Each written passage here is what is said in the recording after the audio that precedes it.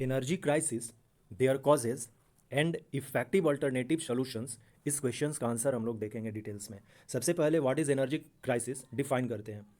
The energy crisis is the concern that the world's demand on the limited natural resources that are used to power industrial society are diminishing as the demand rises. An energy crisis is any great bottleneck or price rise in supply of energy resources to an economy. तो generally अपना definition यही है। Next causes देखते हैं। Causes of energy crisis, तो causes of energy crisis में different types के ये कॉजेज हैं। आप इसको इस तरह से आप डायग्राम के थ्रू देख सकते हैं। It would be easy to point of fingers at one practice और industry and lay the blame for the entire energy crisis at their door, but that would be very naive and unrealistic interpretation of the cause of crisis. तो ये generally होता क्या energy crisis, तो एक एक करके देखते हैं। बहुत सारे कॉजेज हैं, जिसमें फर्स्ट है over consumption, strain on fossil fuel. जैसे ही हम ज़्यादा कंजम्पशन करेंगे तो फॉसिल फ्यूल पर उसका प्रेशर बढ़ेगा। इवन महात्मा गांधी ने एक बार कहा भी था कि there is enough on earth for everybody's need but not enough for everybody's greed. Second, over population. जैसे ही ओवर पॉपुलेशन होगा डिमांड इंक्रीज करेगा। नंबर थर्ड, पुअर इंफ्रास्ट्रक्चर या फिर ageing infrastructure. Number fourth, unexplored renewable energy option. हम जानते हैं कि renewable energy still remain unused in most of the country. Number five, delay in commissioning of power plants. Number six, wastage of energy. Seven, poor distribution system. Eight, major accidents and natural calamities.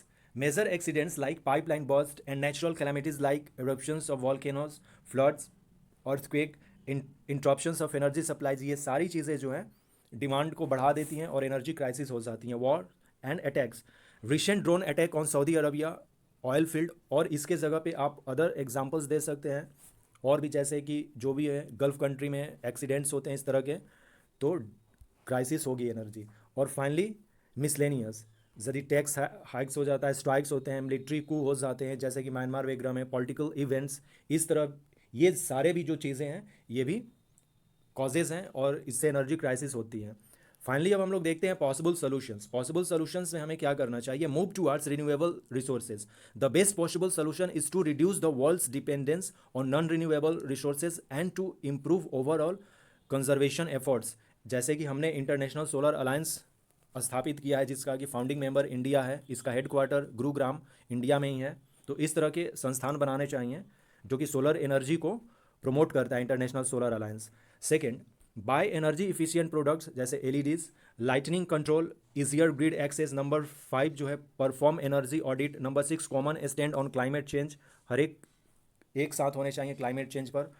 Finally हम लोग देखते हैं bring done today. अभी हमें क्या करना चाहिए? There are many global initiatives that are working towards resolving the energy crisis. This has taken the form of increased regulation and restrictions on carbon emission, the promotion of greenery research into hybrid technology and more sustainable technology.